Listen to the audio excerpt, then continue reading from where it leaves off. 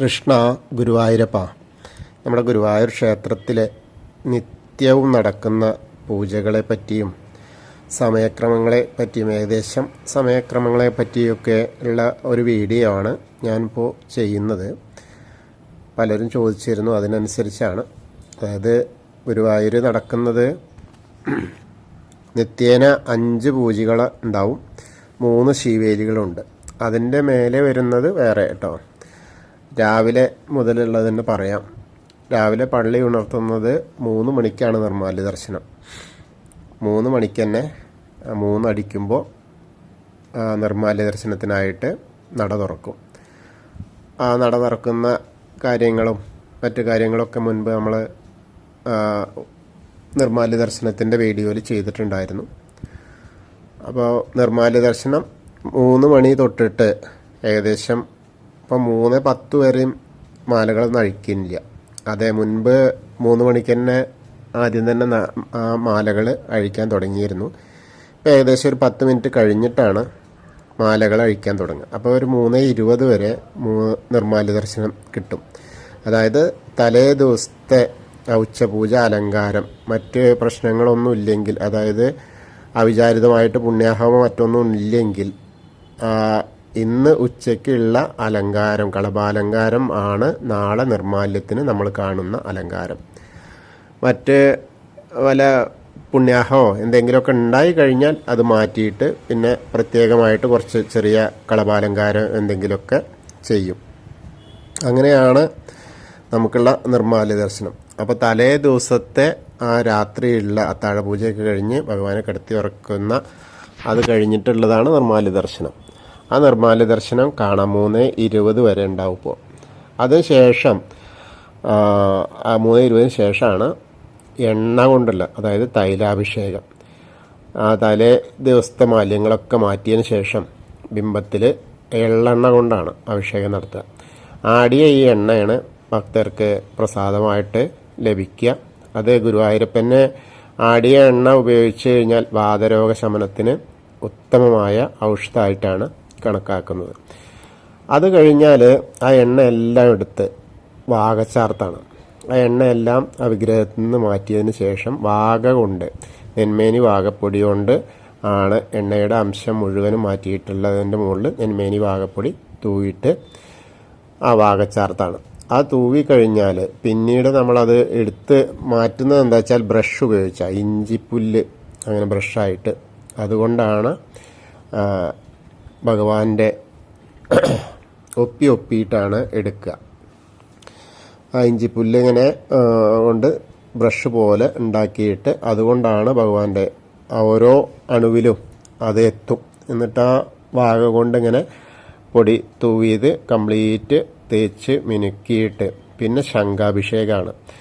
ആ മന്ത്ര ജപിച്ച ആ തീർത്ഥം കൊണ്ട് ശംഖ് നിറച്ചിട്ട് അങ്ങനെ അഭിഷേകം വാകച്ചാർത്ത് കഴിഞ്ഞതിന് ശേഷം അത് കഴിഞ്ഞാൽ പിന്നെ വലിയ കലശാഭിഷേകമാണ്. വലിയ സുവർണ കലശം കൊണ്ട് ജലാഭിഷേകം ഒന്നിച്ച്, അതാണ് പള്ളി നീരാട്ട്. അത് കഴിഞ്ഞാൽ പിന്നെ വരുന്നത് മലർ നിവേദ്യമാണ്.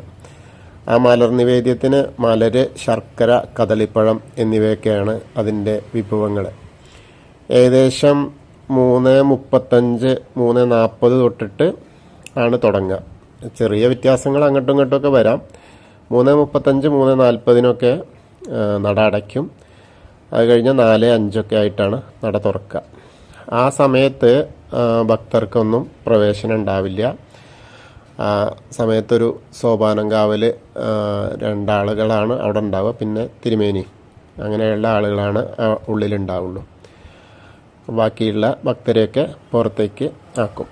അതിനുശേഷം മലർ നിവേദ്യവും വിഗ്രഹാലങ്കാരമൊക്കെ അഭിഷേകത്തിന് ശേഷം ആ വിഗ്രഹാലങ്കാരമാണ്. അതിന് ചെറിയൊരു അലങ്കാരം ഉണ്ടാവും.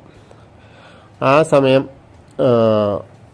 വിഗ്രഹാലങ്കാരം എന്ന് പറഞ്ഞാൽ ഒരു ബാലഗോപാലൻ്റെ രൂപത്തിൽ.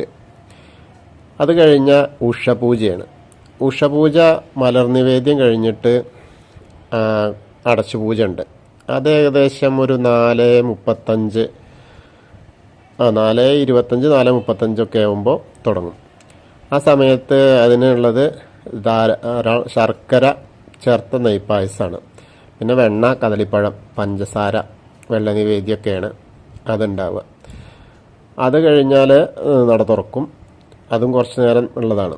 പിന്നെ 5:45, 6 മണി വരെയൊക്കെ 5:45 വരെ ദർശന സമയമാണ്. ബാക്കിയുള്ള സമയം പിന്നെ വരുന്നത് ആ ബാലഗോപാല രൂപമാണ് ഉണ്ടാവുക ഔഷപൂജ കഴിഞ്ഞാൽ. അതിനുശേഷം വരുന്നത് എതിരേറ്റ് പൂജയാണ്.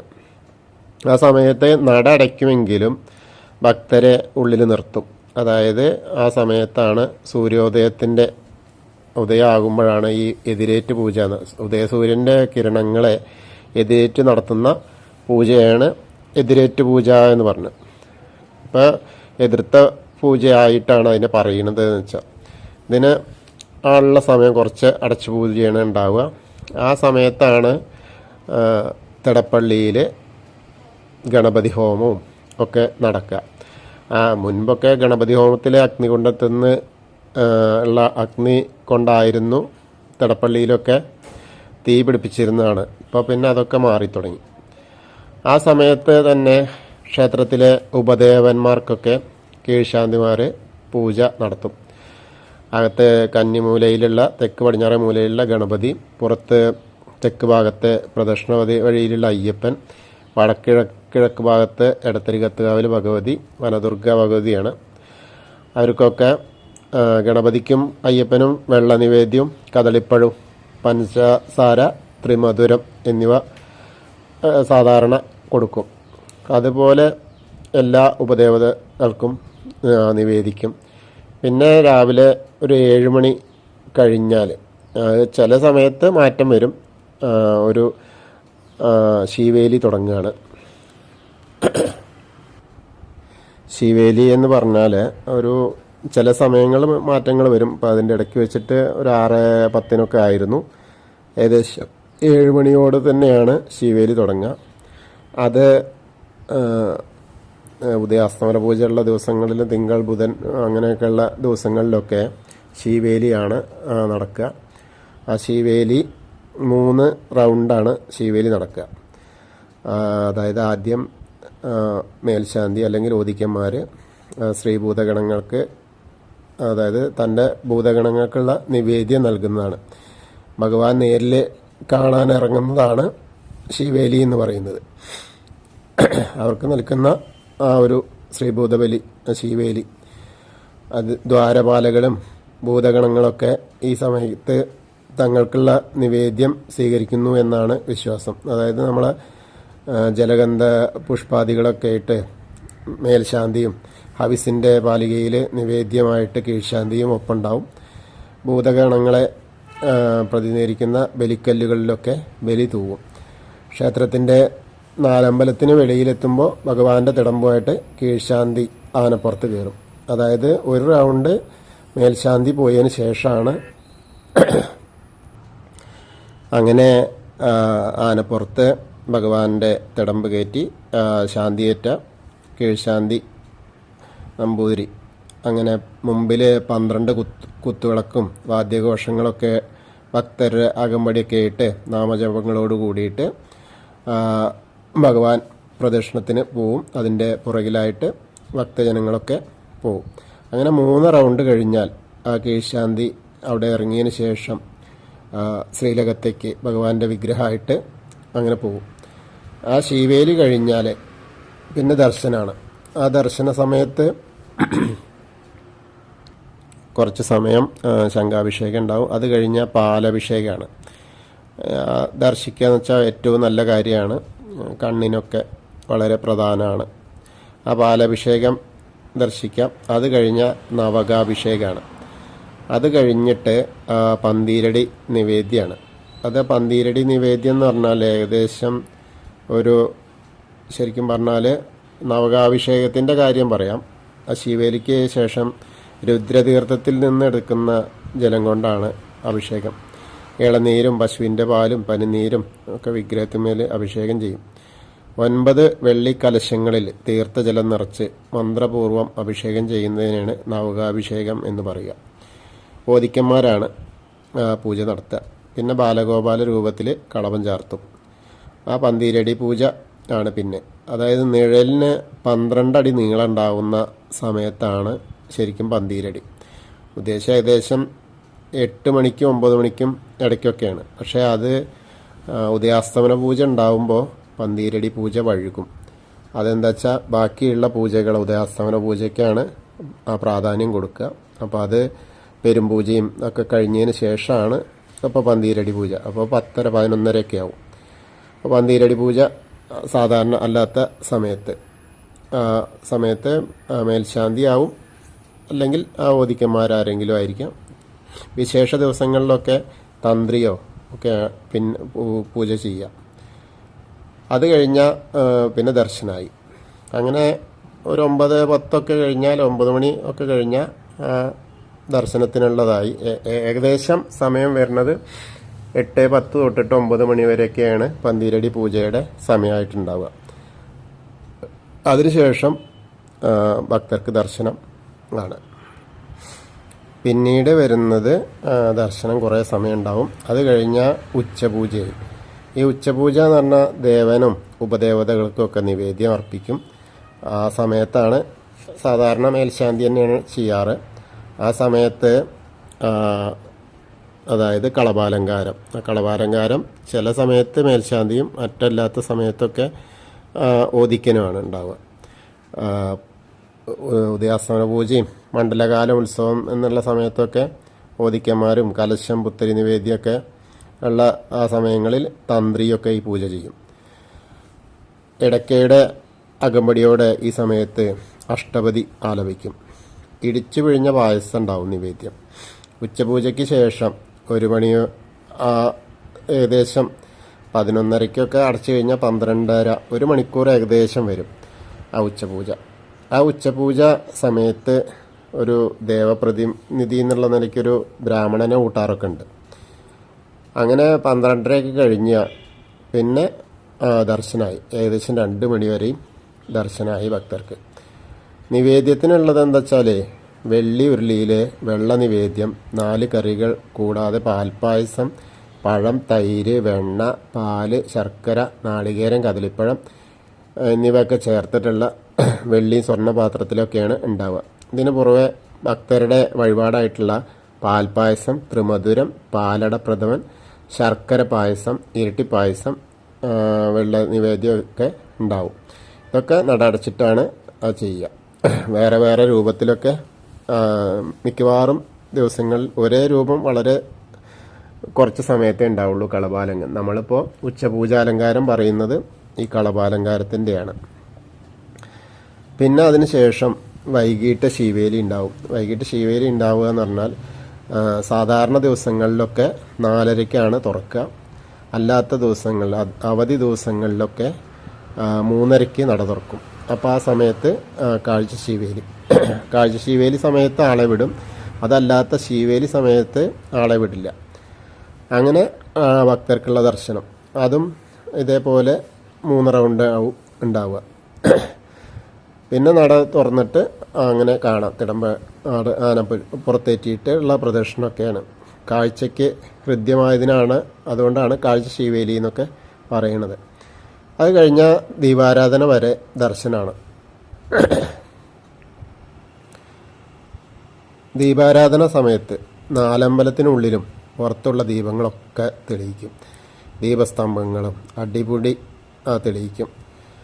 വെള്ളി വിളക്കുകളൊക്കെ കത്തിച്ചുകൊണ്ട് മേൽശാന്തി നട തുറക്കും. അങ്ങനെ ആദ്യം ദീപം കൊണ്ടും പിന്നെ കർപ്പൂര ദീപത്താലൊക്കെ ഭഗവന് വിഗ്രഹത്തെ ഒഴിഞ്ഞിട്ടുള്ള ദീപാരാധന. ആ ദീപാരാധന നമുക്ക് കാണാൻ കഴിയും ഭക്തർക്കൊക്കെ. കാരണം ഉള്ളിൽ തന്നെ നിർത്തപ്പെടും. അപ്പോൾ അടച്ചു വെച്ചാലും അവിടെ നട തുറക്കുന്ന സമയത്തൊക്കെ നമുക്ക് കാണാൻ പറ്റുന്നത്. അത് ഓരോ ദിവസവും സമയം വ്യത്യാസം വരും. സൂര്യാസ്തമയ സമയത്തിന് അനുസരിച്ചാണ് ദീപാരാധനയുടെ സമയം. അതുകൊണ്ട് കറക്റ്റായിട്ട് പറയാൻ പറ്റില്ല. എന്തായാലും ഒരു 6 മണിക്ക് മുൻപോ 7 മണിക്ക് ശേഷമോ ദീപാരാധന ഉണ്ടാവില്ല. പിന്നെ അതിന് ശേഷം ദർശനമായി.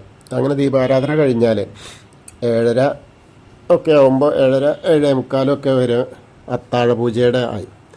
അത്താഴപൂജ ദീപാരാധിക്കാൻ ശേഷം 1 മണിക്കൂറൊക്കെ ഏകദേശം കഴിഞ്ഞാലാണ്.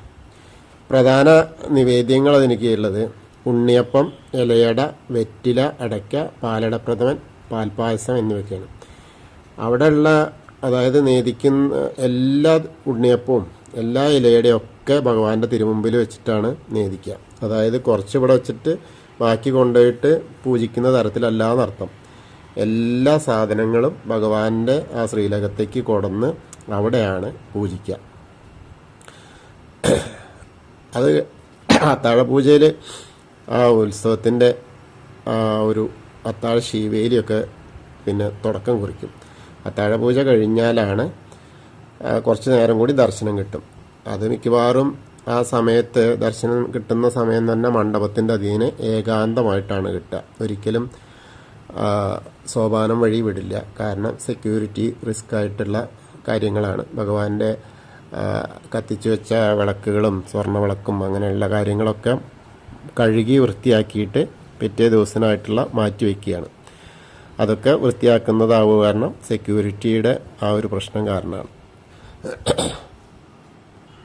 പിന്നീടാണ് അത്താഴ ശീവേലിയാണ്. ആ രാത്രി ശീവേലിക്ക് 3 പ്രദക്ഷിണം ഉണ്ടാവുക. 3 പ്രദക്ഷിണം കഴിഞ്ഞാൽ 4ാമത് വിളക്ക്, ആ വിളക്കിൻ്റെ ഇതിലാണ് ആന, 4ാമത്തെ ആന, 3 ആനകൾ ആയിട്ട് ഉള്ള ആ ഒരു പ്രദക്ഷിണം. അതിൽ ഇടയ്ക്ക് ഒക്കെ പ്രദക്ഷിണമായിട്ട് ഇങ്ങനെ ഒരു റൗണ്ട് ആദ്യം വരും. അത് കഴിഞ്ഞ് ശരിക്കും ആദ്യത്തെ ഒരു പ്രദക്ഷിണം ശിവേലി പ്രദക്ഷിണം അങ്ങനെ കഴിയും. അത് കഴിഞ്ഞ് ചുറ്റുവിളക്കോ അല്ലെങ്കിൽ ഇതൊക്കെ ഉള്ളത് എന്തായാലും ഉദയാസ്തമന പൂജ അല്ലെങ്കിൽ ചുറ്റുവിളക്കോ നിർബന്ധമായിട്ടും ഉണ്ടാവും. അപ്പോൾ മിക്കവാറും എല്ലാ ദിവസവും ചുറ്റുവിളക്കുണ്ടാവും. ആ സമയത്ത് എല്ലാ ദീപങ്ങളും ശ്രീകോവിലിൻ്റെ പുറത്തുള്ള എല്ലാ ദീപങ്ങളും കത്തിക്കും. അപ്പോൾ 3 ആന അല്ലെങ്കിൽ 4 ആന ഉണ്ടാവും. 3 ആന വെച്ചിട്ടുള്ള ചുറ്റുവിളക്കിൻ്റെ ഇതുണ്ടാവും.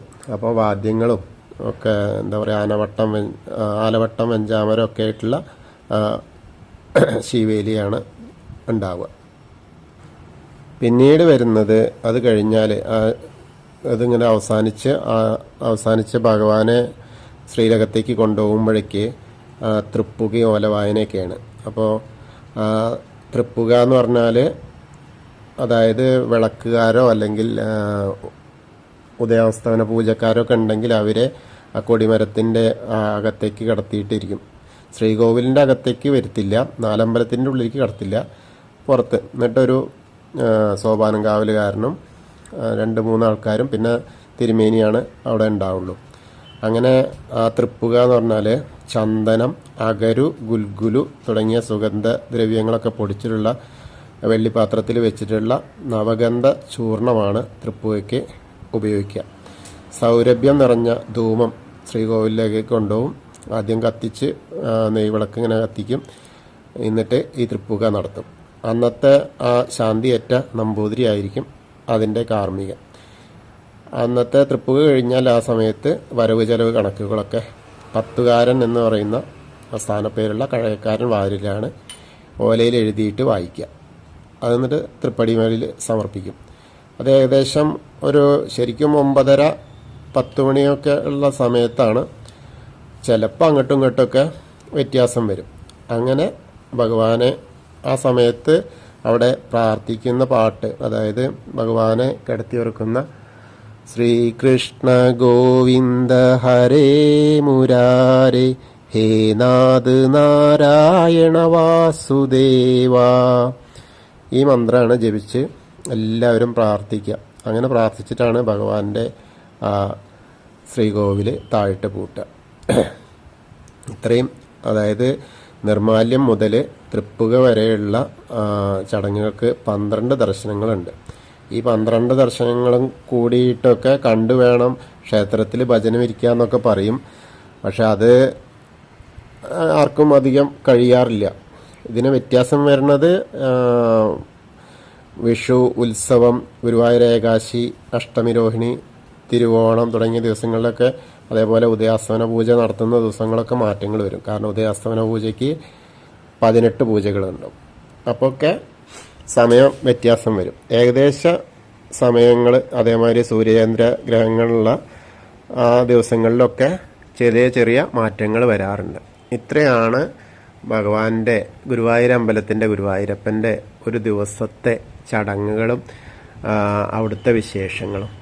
അപ്പോൾ എല്ലാവരും ഇതൊക്കെ നോക്കുക, ഇതൊക്കെ കണ്ട് എല്ലാവർക്കും ഇഷ്ടപ്പെട്ടു വെച്ചാൽ ഒക്കെ ഒന്ന് ഷെയർ ചെയ്യുക. സബ്സ്ക്രൈബ് ചെയ്യാത്ത ആളുകളൊക്കെ സബ്സ്ക്രൈബ് ചെയ്യുക. അപ്പോൾ എല്ലാവർക്കും ഗുരുവായൂരപ്പൻ്റെ അനുഗ്രഹം ലഭിക്കട്ടെ. ഹരേ കൃഷ്ണ. ഗുരുവായൂരപ്പാ ശരണം.